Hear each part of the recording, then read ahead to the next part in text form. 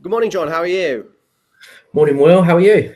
Yeah, I'm not too bad. In preparation for this conversation, I've done a bit of research, which has made me a little bit more miserable than I usually am, a little bit more cynical than I usually am, but And you usually are. than I usually am. That's shocking. Indeed, but it's an important topic for us to discuss because I think it's often missed that while, of course, migration, whether it be legal or illegal migration, is obviously a cultural and a sort of civilizational issue, but there is a clear taxpayer issue here as well, which I think often is talked about but isn't really put together in sort of a large bit of coherent detail. Few publications aside. And I suppose the thing that really wanted me to talk to you this week is really the fact that in Epping and in Ashfield, there's been these protests against their illegal migrant hotels in their area, which is not the first time we've seen stuff like this, but the first time it's, I think, really properly intensified to the degree where it's not just select groups of activists being funneled into a certain area to either protest in favour or against it, but it's mothers and it's grandmothers and it's people concerned about the safety of their children in these areas and around these hotels, but also annoyed by the fact that they're the ones coughing up for it all. I mean, the National Audit Office, a quango that actually seems to do some work, which is nice, predicted that the cost of housing illegal migrants over the next 10 years actually is going to set to triple from 4.5 billion to around 15.3 billion. So that's about, billion and a half quid every single year just to provide temporary accommodation, and that's more than I think that's slightly more than they spend on winter fuel payments every single year, which I find very interesting. So yeah, I just wanted to sort of talk to you about why, as people who care about taxpayers, why we should care about illegal migrant hotels and why the cost of these are unacceptable and are taking money away from frontline public services and potential tax Yeah, cuts that people could have in their back pockets. absolutely. There's so much in there. Where to start, really? Firstly, National Audit Office largely pro that. They do some excellent work. You're absolutely right. But looking at what they found in this particular instance with the projected migrant hotel bill going up to 15.3 billion over the next 10 years, as you say, 1.5 billion a year, it's just enormous sums of money. So when we see concerned mothers, grandmothers, aunties, sisters engaging in peaceful protest outside a lot of these hotels, most notably in Epping and Ashfield, but elsewhere around the country now, it's really starting to pick up pace almost during these summer months. You're dead right. I think that hang on, we're picking up the tab for all of this. And where does it stop? And there's another element to it, right? Which is what was that hotel originally for? Right, that hotel was originally for people visiting the town in question. They might stay over 1, 2, 3 nights. They might go and visit a restaurant or a theatre or go to the local pubs and basically, be patrons at local businesses. And that clearly doesn't happen when the hotel is completely handed over to the government to pack full of migrants. So there's not only the immediate upfront cost of having to pay for all of this, there's the knock-on effect of the real drag on the local economy, not just in financial terms, but on how high streets look with footfall down and everything looking just a little bit bleaker and a little bit more desperate because people aren't out visiting these towns and doing the things that would normally be done in sort of a free-flowing commercial sense. Yeah, and it brings that sort of sense of a town going backwards because your favorite cafe might shut. It's not doing the sort of business it used to do, and things start to change, and it doesn't feel right for the local residents, and indeed for the people who want to come and visit. So the knock on effects economically are quite profound, and it's funny. As people might have guessed from my surname, I've got Irish in my family, and there's a similar phenomenon over there as well. So this is just not just Britain; it's happening elsewhere. And there's these small little towns in Ireland that are situated in the foothills of these gorgeous sort of mountain ranges and hill ranges and all of this kind of stuff. Sort of one street towns, and you think this is the picturesque sort of holiday town. One street town, probably about 20 shops, probably about 10 of them are pubs. It's Ireland after all. And then the one hotel in the town is completely taken up. So you don't have any visitors from America or from elsewhere around the world, and therefore the pubs and the high street die. And again, it's you've got the upfront cost, you've got the knock-on economic cost, and then you've got just how bleak that makes people's lives in their local areas. Yeah, totally. And although the National Audit Office projected it's going to be 15.3 billion, I mean, that was just from 2024 statistics. I mean, as we know, boats crossings haven't stopped even remotely, right? They've drastically increased over the last year since Labour's been in government, and now there's mutterings about, oh, we're going to set up a border force, we're going to spend money on X, we're going to spend money on Y, but they haven't really come up with a proper plan to deal with a deterrent or indeed to sort out the illegal migrant hotels. I mean, I know there's discussions around moving them into private rented accommodation, but then essentially you're essentially nationalising housing at that point and taking it off landlords and then saying, oh, we're now going to be funding these areas and putting, illegal migrants not in one concentrated area, which at least you know where they are. We're now going to spread them out in your town, in your village, in your city, where they could be living right next to you, but you have no idea and you have no say over it because we've Mhm. nationalised the house next door to you and have decided to put, a bunch of asylum seekers in there rather than keep them in the hotel. So it's an incredibly difficult Yeah, situation. I think so. And they're talking about this, ending the use of migrant hotels. And Keir Starmer said in his parliamentary liaison committee appearance that there was plenty of housing, apparently. It's news to me. But what happens there if you're a young professional and you're looking to rent or get on the housing ladder, or you might be very fond of the town in which you grew up and would wish to stay if you could so afford it. And guess what happens when you take away supply?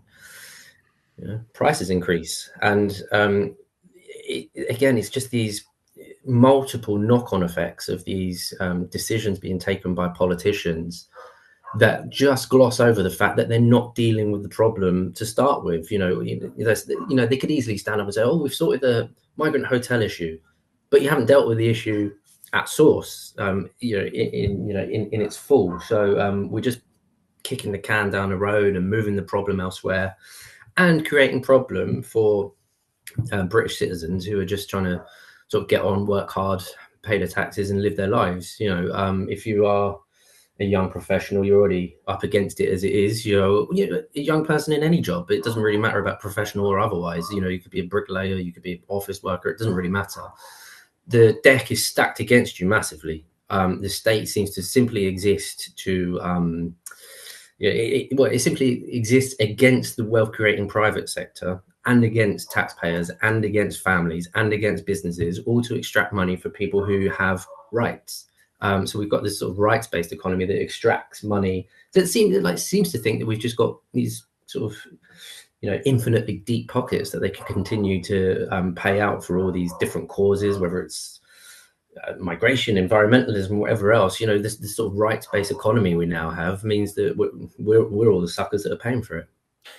Yeah, completely. And I'm so glad you mentioned that because obviously people won't be able to get houses, but also many people, especially young professionals, and I know this myself, can't afford many of the things they would like to afford, whether it's trips to go out and see your favorite football team, or go and buy a new gaming console, or even just enjoy a night out or go to a party or whatever it might be, because a large chunk of your money is being taken off you by the state and then spent on illegal migrant hotels, but also failing public services which don't work and don't benefit you in any way.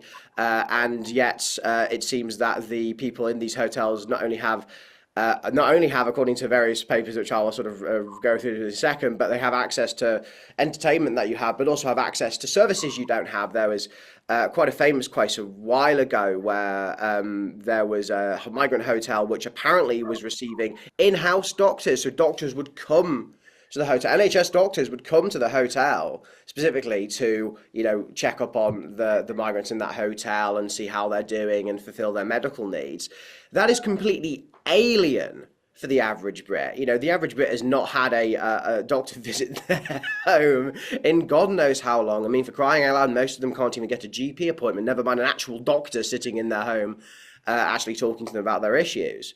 I'm So, I just mean, about old enough to remember home GP visits, so they were a thing. It's not. It is true. It did happen, but you're right. Nobody gets that anymore, right? yeah. So, Exactly. No, no one gets that anymore. But there's an interesting audit by the Telegraph earlier this year about they audited, I think, all local authorities, but typically only about 110 got back to them. You know, we know how councils are, and apparently these councils had spent a whopping 141 million pounds since 2022 on what has been defined as non-essential extras for illegal migrants. So this is nothing to do with their food, their clothing costs, so on and so forth. This includes things like PlayStations and video games. It includes things like DJ lessons and gym memberships and yoga.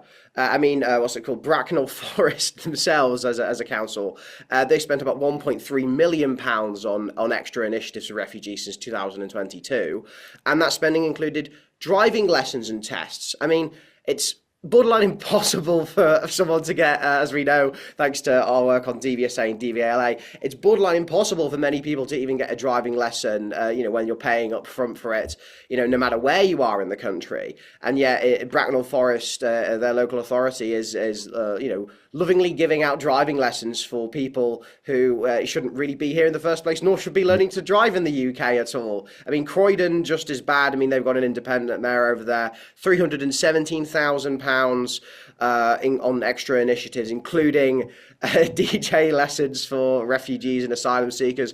Not sure why they need to learn DJ skills, to be quite honest with you. And then Bristol, very woke green Bristol Council, thought it was a good idea to spend £270,000 on extra initiatives, including trips to sports matches, Gloucester County cricket matches, Bristol Rovers, and Bristol City football matches. It's not a bad life that many of these guys living. But I think, just to sort of talk about that for a second, and also the other stuff, say the Home Office, the Home Office is revealed to do with their spending on, say, in processing centres where they'll be given Nintendo Switches and magazine subscriptions, or Guido Fawkes' recent freebie-gate, what they're calling, where they're revealing how Wandsworth Council, Lambeth Council, bankrupt Birmingham Council are offering discounts on services such as e-bikes, drawing classes, even weddings and street parties. Illegal migrants are now being offered discounts on weddings. Okay, it baffles the mind why that's even a thing, and why they're being given that way. I think well, many I can people. see. I remember at the top of the conversation, you said that this looking into all this stuff wound you up slightly. So I can see why. I can see why. Look. If one is on any sort of modest salary, right, and your child asks you, "Mummy, Daddy, please could I have a Nintendo Switch for Christmas? Can you tell Father Christmas I really want a Nintendo Switch for Christmas?" Right? What are they, 250 quid? Yeah. You're gonna have to, you're gonna have to know several months in advance, and start to think about putting money aside for it, or make payments on it, or whatever else. Except your taxes are handed over and dished out for a Nintendo Switch for somebody else entirely. That's the injustice here. It's the individual items, people could argue the toss about them and all this kind of thing, but essentially it boils down to people are paying for things that they struggle to afford for themselves. If this country was rich, prosperous, growth was going through the roof, taxes were low, public services were amazing, we had GPs visiting your house whenever you were ill, your bins were picked up twice a week, and if everything was tickety boo, people might not have such a huge problem with these additional non-essential items as they're tagged.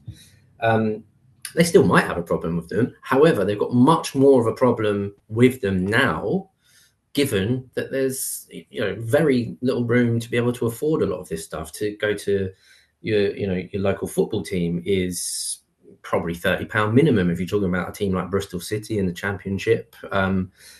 Like I said, Nintendo Switch, 250 quid. How much is a PlayStation? How much is a gym membership? All of these things that exacerbate the cost of living for people who are working hard and paying taxes. They're funding a lifestyle for other people that they can either barely or possibly even not afford for themselves. Yeah, and I think the sort of word that's sort of creeping in, and some of us have started using recently, and it's based off the two-tier justice idea, is actually many of us feel that actually taxpayers are living in a bit of a two-tier state, really, where it's the self-employed businessman, it's the young professional, it's the grafters and the grinders who are getting up at God knows what time in the morning to go to work, work long hours, and essentially play by the rules and do absolutely everything right.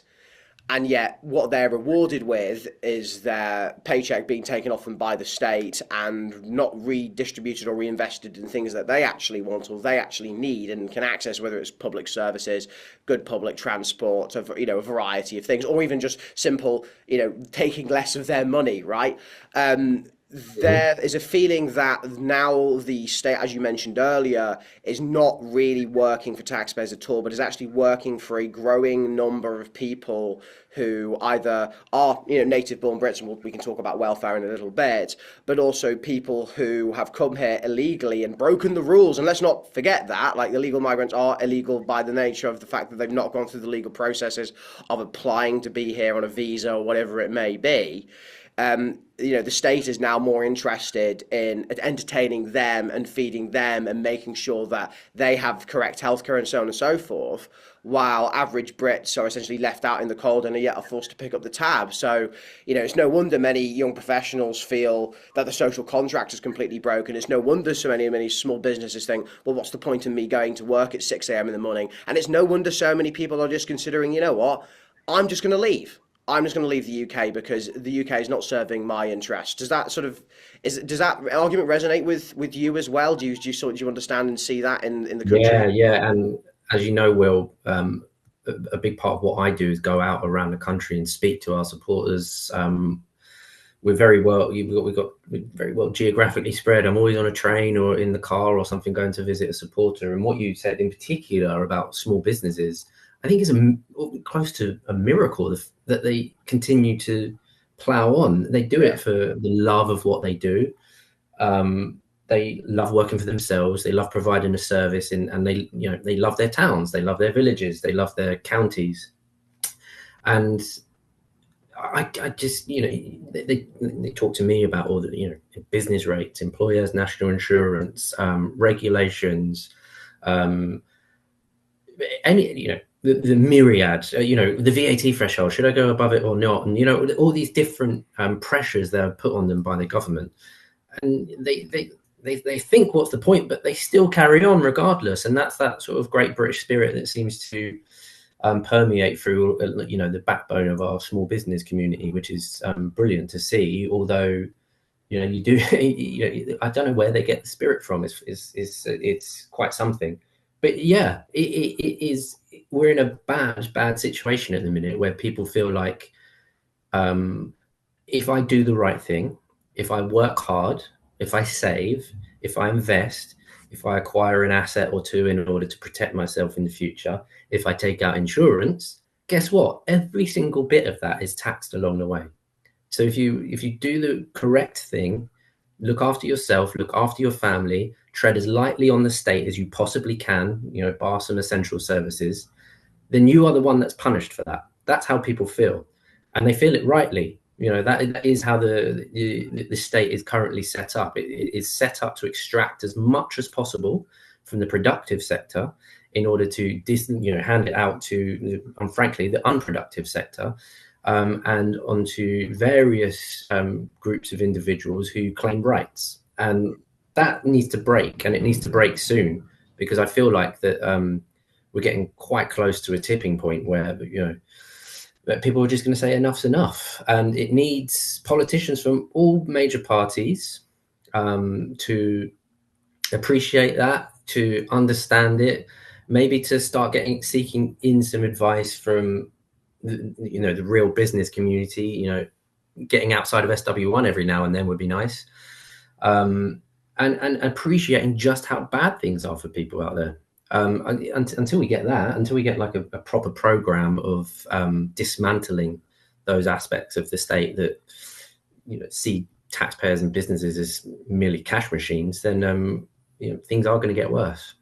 Yeah, completely. And also, if they don't get a grip of all these migration costs, then the pressures on businesses and the pressures on individuals to just cough up more of their cash for people who shouldn't be here in the first place is going to get higher and higher and higher, to the point where they're just not going to be able to cope, and eventually they'll shut down. And if as we've talked before in regards to wealth tax and the wealthy, if the wealthy just leave, then those burdens, and we'll talk about welfare just now, the burdens of our burgeoning, migrant hotel bill and legal migration bill and the burgeoning benefits bill, they're just going to land on the backs of middle class, working class taxpayers, and not on the so-called super wealthy 1%, because they won't be here to tax. They would have just disappeared. And it's ordinary people who are already being, fleeced, especially from young professionals paying very high marginal rates of tax. They're going to be forced to cough up more in order to fund things that they've never wanted to fund and have no access to anyway, and disagree with almost entirely, but feel completely powerless to do anything, because even though you said politicians need to find a coherent plan to do it, very few of them actually seem to have one. I mean, like you said, they will do tough talk and they'll say X, Y, and Z, and they'll push things around, but they're not attacking the problem at its source. And at this point, people are crying out for a solution, and I think for many of them, they don't care what the solution is as long as it's stopped, basically, and they're stopped being fleeced for, all their worth to fund people who shouldn't be here in the first place, or indeed fund people who are here and who are not working and contributing in the same ways that they are. Yeah, yeah. We have a political class that fundamentally doesn't understand lots of these problems because they've been insulated from them their entire lives, whether it's, going straight from university into, jobs that are, political research for a political party and all these kinds of things. None of the current front bench, as far as I can tell, have run a business in their life, have sweated over having to pay, their staff out of their own money, the potential of failing, of bankruptcy, all those pressures, the external pressures are enormous. I've worked in small businesses earlier in my career, and the pressures are real, but they're part of the fun as well. And I just don't think that people in politics understand that spirit of entrepreneurialism, and that's why they don't seem to back them in any way. But yeah, you're right. I think there's a real problem with the political class that just cannot see these problems. And we are talking about illegal immigration a lot, but people would like a handle on legal migration too, right? It feels to me that is equally getting out of control. Getting out of control seems to be a common theme through all this. They're losing control of the welfare bill, illegal migration, legal migration, national debt. There is no grip, no control. This idea that they must simply spend 1.2 trillion a year, and even tiny slowdowns in the rate of increase, not even cuts, slow down in the rate of increase in welfare are shouted down by MPs, backed by a particular set of the broadcast media class as well, by the way. You wouldn't find anybody on the Today programme that would challenge a politician to spend less rather than spend more. So they're egged on by a compliant, or a segment of the compliant broadcast media class. But yeah, there's a general feeling, and British people have a good nose for this stuff, that politicians and the political class have completely lost control of massive, massive issues. Yeah, and you're completely right to mention the welfare thing. I remember actually being in GB News studio with Christopher Hope and Martin Daubeny when the vote was going on, and Christopher Hope was reading out how the ministers were not ministers, the MPs were reacting to the benefits cuts, saying it was Dickensian, that these £5 billion in cuts was completely unsustainable, was going to plunge so many people into poverty, and then so much so that the rebels actually ended up winning, and the bill got gutted to the extent that actually is now spending £100 million more. So it's not really reform; they've just decided to spend another bit of money. But with you're right to mention legal migration as well, because we had the universal credit stats come out just the other week. And it said as of June in 2025, there are over 1.2 million migrants that are claiming universal credit. And actually, one of the biggest and most interesting things is those with the indefinite leave to remain. This is excluding the EU settlement scheme. That number has actually doubled since October 2022 from 104,000 to 211,000.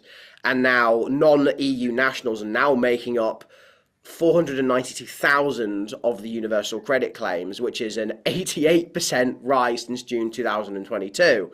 I mean, the Centre for Migration Control also found that in the quarter two of 2024, there were 1.6 million migrants who were just completely economically inactive.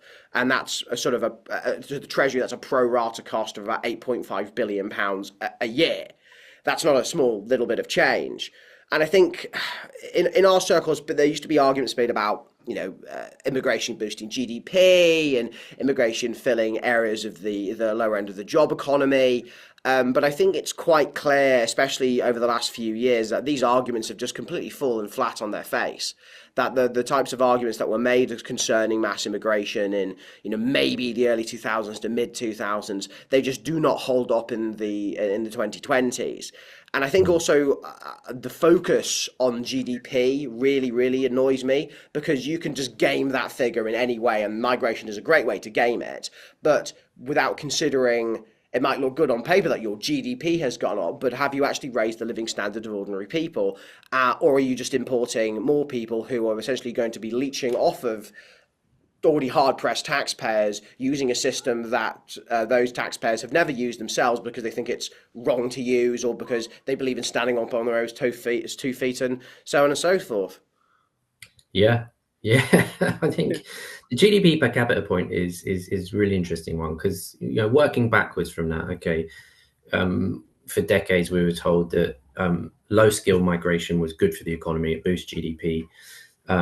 People come over and they do jobs that Brits don't want to do and all this kind of stuff. But even thinking through the basic economics of that, right? What that means is that companies can rely on lots and lots of low-skilled migrants to come and do jobs, and they never have to invest in boosting their own productivity, improving their machinery, or whatever else it might be, right? Or invest in training for British workers or anything like that. They can just say, right, okay, we'll just get somebody over on lower wages, and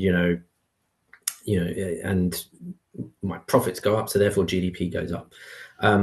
But what does that mean? It means GDP per capita completely stalls, flatlines, and in some cases, possibly declines for some people. And we're seeing that household incomes are probably around 2008 levels last time I checked, in real terms. So we're pushing 2 decades of stagnant wages.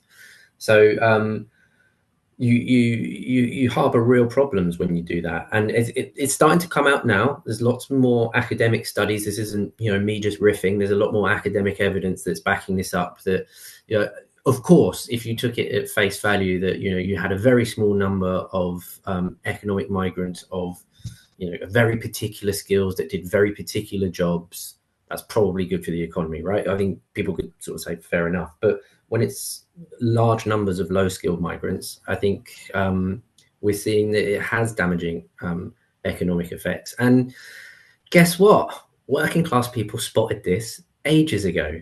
My dad was a publican, and back in the early 2000s, a lot of the people that used that pub, drank in that pub, were labourers, bricklayers, electricians, plumbers.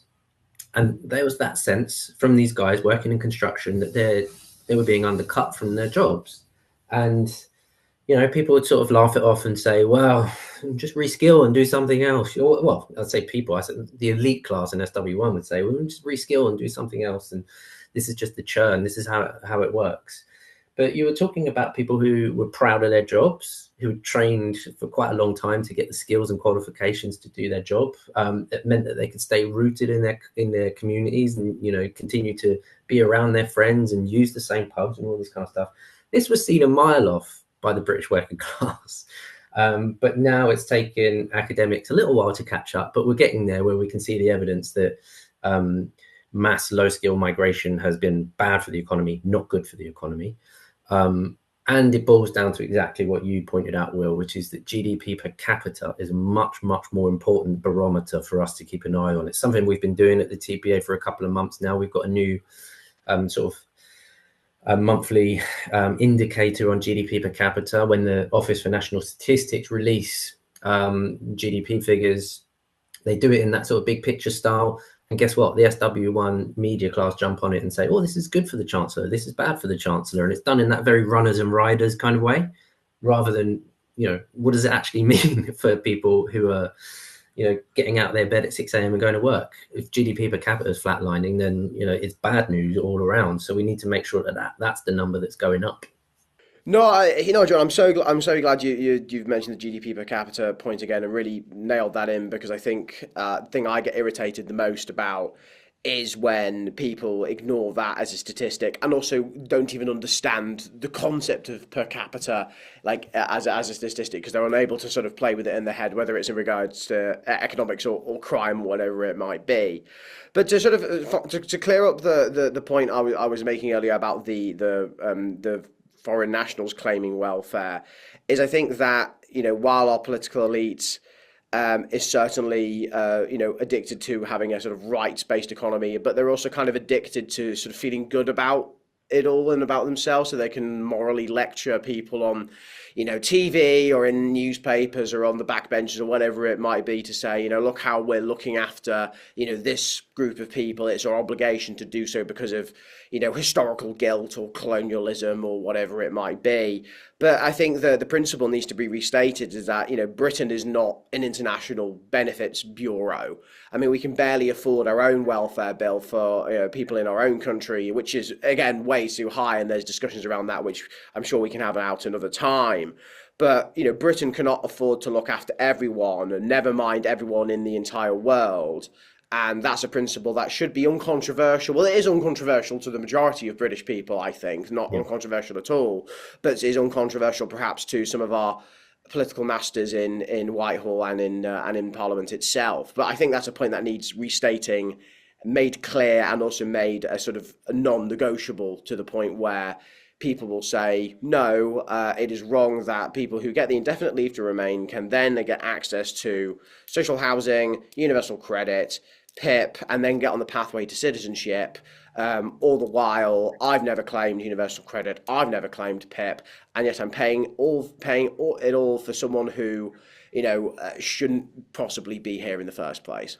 Yeah, and obviously up a few steps from that is fixing the benefit system more fundamentally. Mm. The it's almost like a career choice now, the pathway to being on benefits full time. It's got worse and worse, and I think post COVID that's obviously accelerated with this idea of well, the government can do literally everything. It paid me to not work. It magicked 400 billion out of thin air. Why can't it do it, indefinitely? We also obviously have the big rise in mental health diagnoses, which again, off the back of COVID, when there used to be face-to-face assessments, that stopped during COVID and hasn't returned. So that's sort of one major process point that needs reinstating. But this idea that we can just continually pay for people to do nothing has to stop. Absolutely. And that, does count for British nationals as well, of course. Yeah. Yeah, no, completely. But again, whether our political masters will ever seek to do that is another thing. I mean, I don't But think. the thing is, well, they're going to have to. They're going to have to, because we cannot afford it, and this isn't sort of a rhetorical device. We genuinely can't afford it. Debt interest is going through the roof. More and more of it is now linked to changes in interest rates and things like that. So this is a problem that is not just us moaning. It is real, and if we don't sort it out, the IMF will sort it out for us. Yes, And quite. yeah, I would not like to be in a state where that happens. I'd like our political class to get on top of problems and fix them before that happens. But it will become non-optional at some point. We will be told what to do by a bunch of even more distant bureaucrats than the ones from Whitehall. So it really is getting towards crunch time. Yeah, totally. I suppose that then the crunch time is not just getting there for our burgeoning welfare bill, but actually for the migration issue as a whole, as I'm sure you've seen with YouGov polling, the economy and migration are now the two things that the majority of Brits care about the most. And I think in regards to the economy and in regards to migration, the British public doesn't really mind how this is fixed as long as it's fixed and fixed as soon as possible. And there's been a lot of discussion by our political elites regarding whether we should leave the ECHR. I know our friends at the Centre for Policy Study did a paper recently where they agree in principle in leaving it, but make the very astute point that it's not the silver bullet that many people claim it might be. The Tories are still banging on about the Rwanda plan and are saying that if that was implemented properly and wasn't cancelled by Keir Starmer, that would have been a way to stop the boats, much like the way other countries have used deterrence in the past and it's worked. So, but of course now we don't know whether it would have worked or not, but we do know that it did end up costing taxpayers a few £100 million. Good for the Rwandan government. Happy for them. They got a decent amount of British taxpayers' cash from us, and we got very little in return.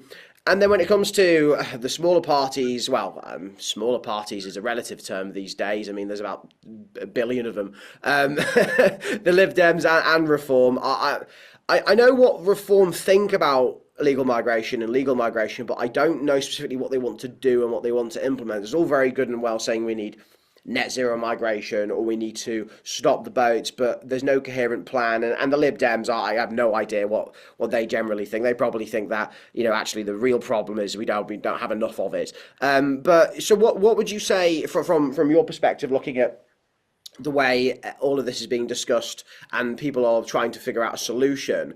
Do you see any potential merits in, leaving the ECHR or implementing a kind of deterrent, or do you have a different idea of how all of this is going to be basically sorted, and we won't be spending £15 billion on illegal migrant hotels and hundreds of thousands on extracurricular activities for illegal migrants in Croydon? Yeah, I think there is merit in leaving the ECHR. I don't. I would agree with the Centre for Policy Studies in their approach, and other people have said it as well. But most recently, we spoke to their head of research, Carl Williams, on our podcast, and he made some really interesting points on all of this. It doesn't fix everything. We will still have activist judges at home that act against the interests of British people. But starting to dismantle this sort of international, or not even dismantling it, withdrawing ourselves from the international architecture of rights and laws and all that kind of stuff, and the idea that global welfare is more important than national welfare. Once we get away from these ideas, I think we can start to understand what it looks like beyond the current framework. It's not the silver bullet, but it's part of the story for sure. I think I'm pretty sure Reform have said they'd leave the ECHR. You can imagine Keir Starmer and Lord Hermer have no intention whatsoever to even consider that as a possibility, given their sort of semi-religious devotion to the idea of international law. What are the Conservatives doing? Well, apparently they're working on fixing problems properly, working on a policy process. Let's get on with that. Let's see what they've got to say on it. I hope it's over the next couple of months, but you'd like to think that if they're really interested in solving problems, that they've had the time to come up with good ideas for how to do that. But leaving ECHR is only part of the solution. Another aspect is simply removing the economic incentives. No more social housing, no more benefits, no more universal credit, no more freebies, etc., etc. If you remove that incentive framework, again, you probably don't solve all of it, but you solve some of it. So you have fewer people willing to traverse very safe European countries in order to get here to start with. You'd have fewer people having Britain as their end goal. You won't solve all of it because there'll be lots of family pool of people already here, but you can at least go some way. And then the last point is a proper program of deportations. Now, when I say that, I'm sure people will think, these crazy videos I'm seeing in America. Well, A, maybe they're not all that crazy, but also B, I'd only be talking about going back to a situation of, say, the 2000 to 2010, where we were actually sending people back. We were putting foreign criminals in prison. When they had done their time, they would go to an immigration removal center while they were processed, and then they were put on a plane and sent back home. This isn't rocket science. This isn't, some new sort of utopia. This is just going back to how things used to be.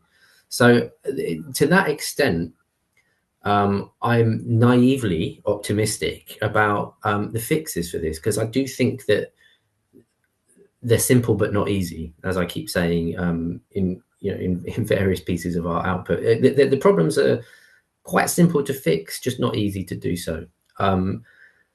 And part of that is deliberate, right? Part of it is we've been knitted into these treaties and obligations and all of this kind of stuff that we have to, unpick the stitching. So it's slightly difficult, of course it is, and it needs a proper plan. It needs, almost above all of that, it needs somebody with the political will to do it, and needs to bring the party with them, so that whoever wins the next election,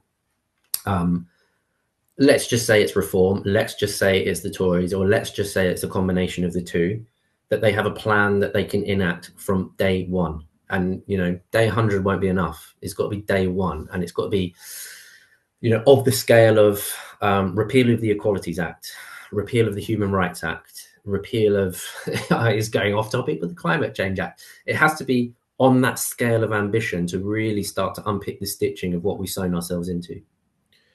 Yeah, and I think John, that's as best a place we've got to find a call to action from John O'Connell there, which eventually defund this and repeal that, which is very, very much in TPA lines and very much gives me a good kick. I thoroughly enjoy that kind of stuff, and I do absolutely agree that the planning is the most important point, but it's the political will and the courage to actually do something about it, because British people demand, quite rightly, answers and action about why this has happened and how this is going to be solved, because it's making their lives a misery, it's taking money out of their back pocket, and it's taking money away from things that could be spent to better improve their lives, rather than the lives of people that have come here to essentially exploit our kindness and exploit the pockets of hardworking taxpayers, also that our political class can feel good about themselves when they go on, TV and do radio interviews and so on and so forth, and sit around their dinner tables talking about how moral, progressive, and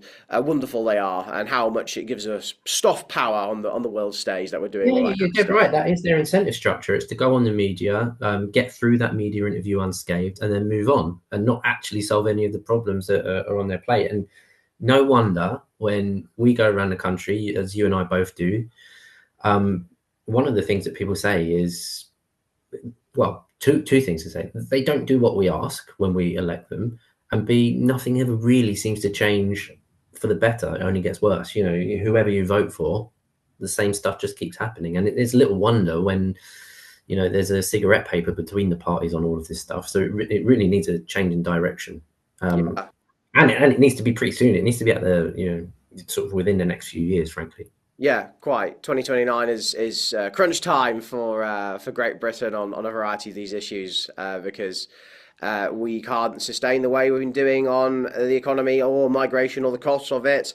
And if politicians, like you said, don't get serious, this is not going away, and British people will get even more angry and even more annoyed, and God knows what happens after that. But nevertheless, no, thank you, John. That was a great little conversation. Glad we talked about it. Well. Migration, whether legal or illegal, is a taxpayer issue.